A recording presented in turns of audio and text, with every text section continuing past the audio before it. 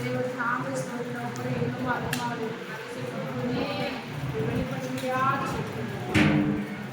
குடும்பமாக ஆரோக்கியத்திலே கத்தோடு சிறுமையாக செபிக்கிறோம். அது மாத்திரம் வந்த ஒவ்வொரு பேர் கத்தத்தாக செபிக்கிறோம். கண்ணை தாமே ஜாக்கிரதை நான் கவனித்து பிரார்த்திக்கிறோம். அதிகாரி சம்பந்தம் கவிதப்பா அதிகாரி தேடுபடியாக கத்தத்தாமே எல்லா நிலவிட எல்லாத்தையும் கொண்டு வந்தேன்